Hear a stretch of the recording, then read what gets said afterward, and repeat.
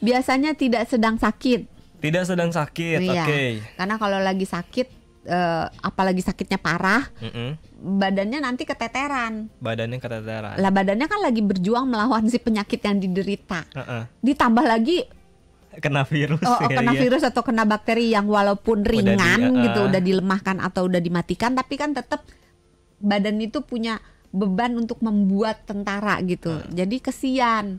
Jadi lebih baik nggak usah, nanti hasilnya tidak optimal gitu.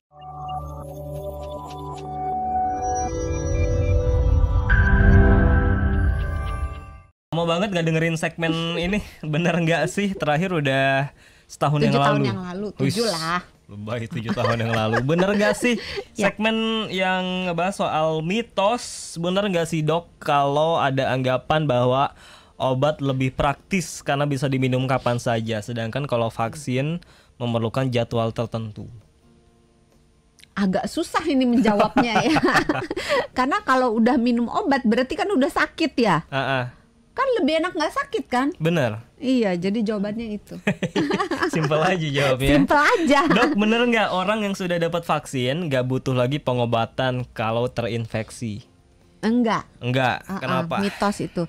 Karena sekali lagi, divaksin tidak berarti 100% tidak akan kena penyakit. Bukan jaminan. Bukan jaminan. Tapi kalau kena, tapi garansi. Betul kan? Betul, tapi garansinya mudah-mudahan kalau aman-aman badannya gitu ya, nggak kena paparan, ya nggak kena. Tapi kalau misalnya kena, bisa beberapa kemungkinan. Kena tapi nggak ada gejala, atau kena tapi gejalanya ringan gitu.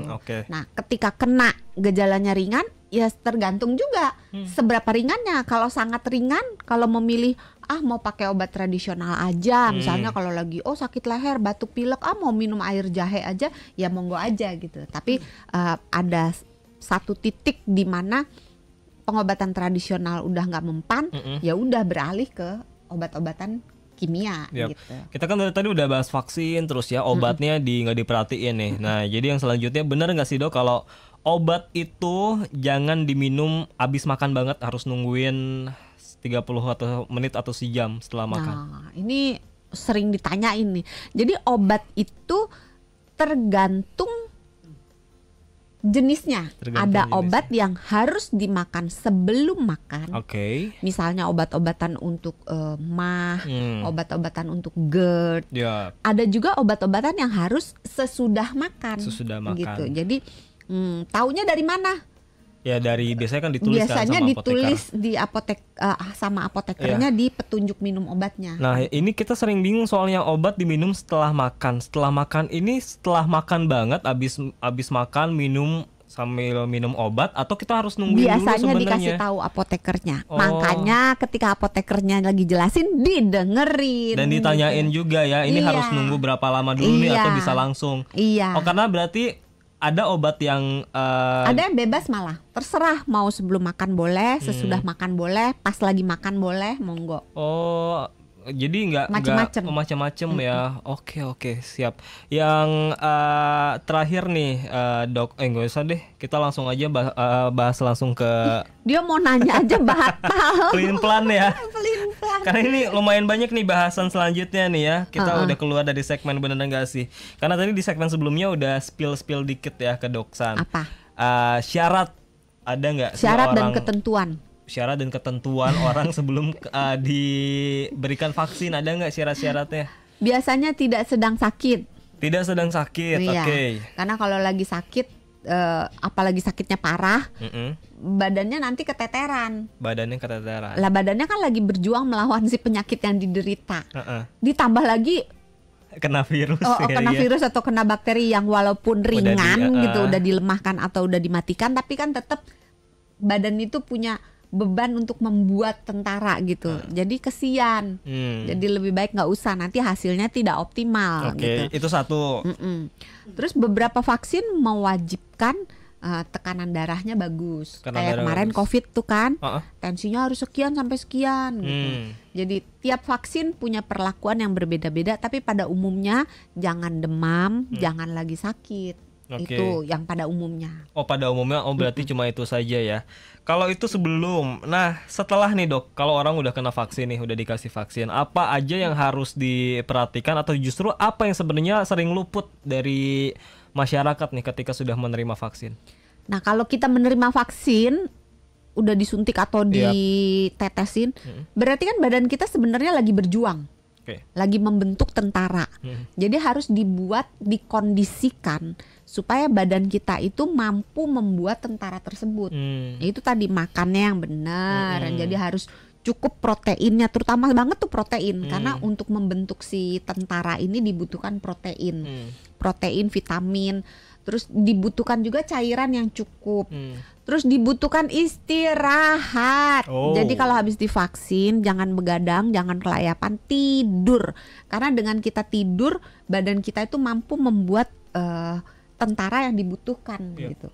Terus jangan kecapean, jangan stres gitu. Gampang kan sebenarnya. Gampang. Gaya hidup sehat lah. Tapi kalau udah baru selesai divaksin, kita boleh minum obat lagi nggak sih yang sejenis? Maksudnya? Misalkan untuk menguatkan lagi gitu, supaya makin kuat, minum obat lagi deh, supaya bisa benar-benar kebal gitu. Misalkan nih kita habis vaksin COVID misalnya, vaksin flu gitu ya, vaksin flu atau vaksin yang vaksin flu, terus kita minum obat misalkan paracetamol gitu supaya makin kuat lagi. Biasanya sesudah divaksin memang ada yang mengalami, tidak semua ya, ada yang mengalami yang kita sebut KIPI, kejadian sesudah vaksin kitanya jadi agak sakit gitu. Mungkin agak demam atau mungkin nyeri di area yang disuntik. Itu pasti ada dok, pasti dialami tidak atau pasti. Sebagian aja. Sebagian. Nah, kejadian-kejadian seperti itu kalau ringan banget nggak usah diapa-apain juga sembuh sendiri. Jadi kalau misalnya mau minum paracetamol boleh-boleh aja. Tapi kalau demamnya cuma sumeng doang, lebih baik tidak usah. Demam sumeng tuh kayak gimana sih? Ringan, demam ringan. Okay. Anget doang gitu, nggak yang panas gitu. Kalau cuman ringan doang, minum cairan aja yang banyak, istirahat, makan buah, makan sayur, makan protein, itu udah beres gitu. KIPI itu normal nggak sih dok? Normal. Apakah maksud saya pikir KIPI itu bisa terjadi karena tanda dari tubuh belum siap menerima vaksin gitu. Justru itu merupakan tanda tubuh kita lagi belajar, lagi ujian nih ceritanya.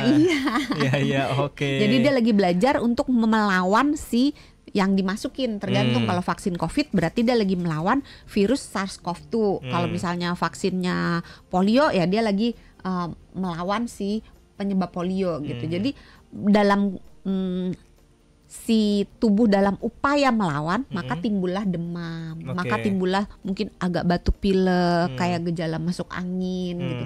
Itu merupakan tanda bahwa tubuh tuh sebenarnya lagi kerja untuk melawan si yang dimasukin itu. Ya. Gimana memastikan supaya vaksin yang kita gunakan itu aman sama efektif banget nih?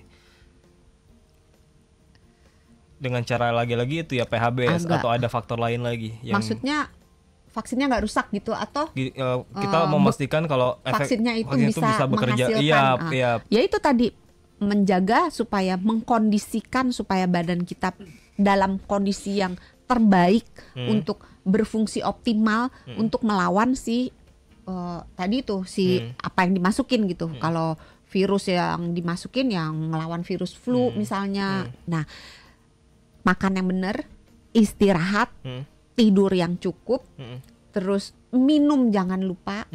Terus PHBS, kenapa PHBS? Supaya kita nggak sakit penyakit yang lain. Kalau misalnya kita habis divaksin kita jajan sembarangan, lah terus kita mencret gitu kan. Nah badan kita, ya kan badan kita kan jadi double ngelawan si mencretnya, berusaha menyembuhkan dirinya dari mencret dan berusaha melawan si yang divaksin ini. Kata si tubuh ini virus apa lagi nih dimasukin? Iya, makanya. Belum selesai satu ditambah lagi gitu ya. Jadi mengkondisikan supaya segala sesuatunya itu dalam kondisi yang the bestnya, yang terbaiknya gitu. Oh ya, kalau ngomongin soal obat lagi nih dok, kita loncat ke obat lagi. Obat itu efektifnya dalam bentuk yang apa sih? Kan ada banyak ya obat tuh, ada yang pil, ada yang tablet, ada yang paling cepet yang disuntik. Paling cepat tapi aman nggak kalau ada yang disuntik itu yang obat? Lah kan tergantung tergantung obatnya.